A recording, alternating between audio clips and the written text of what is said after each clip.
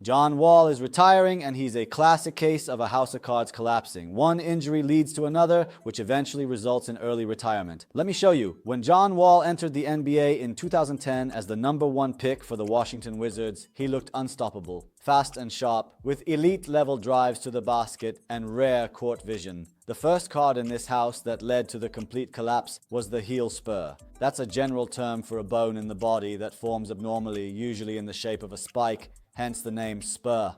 Most of the time when we talk about a spur, we're talking about the heel, where it's called a calcaneal spur. If physical therapy has been exhausted and there's still no improvement, you can always opt for surgery, where they simply shave off that piece of bone. So, as mentioned, Wall underwent surgery on both ankles, and after the surgery he returned to play, but he was never as sharp as he was before. The second card in our house was a surgery John Wall had on his left knee in 2018. Wall had a cartilage injury that caused recurring inflammation in the area, and they went in to try to fix it. This affected his ability to change direction, which was perhaps John Wall's most dangerous weapon, and then turned him into a more limited player. The third card in our house, and perhaps the most significant, was a torn Achilles tendon that John Wall suffered at the end of 2018. Wall's heel spur flared up again, and he needed another surgery in the area. After that surgery, he slipped at home, rumor has it in the bathroom, and because of that fall, he tore his Achilles tendon. An injury to that tendon is extremely significant.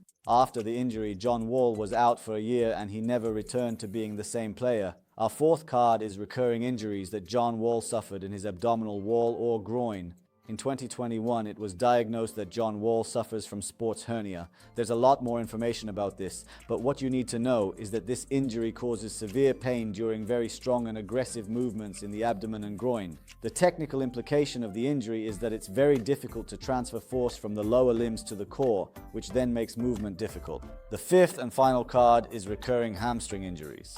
And after everything he went through, an injury like that is more or less inevitable. All the imbalance, all the load management, everything went wrong for him.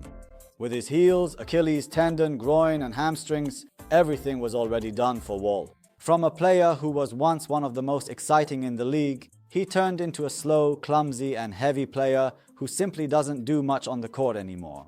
And from a player who played 70 games a season, he became a player who couldn't even finish 40 games. And now he's already retired at age 34. A minor injury turned into a chronic one, which became a torn Achilles tendon that led to core muscle problems and an injury there, and finally tears in the hamstring.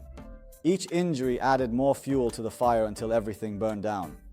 John Wall's legacy will remain complicated. On one hand, a huge star with tremendous potential to be one of the greats, with 5 All-Star appearances, and on the other hand, one of the worst contracts ever, with $171 million on a Supermax deal. What do you think?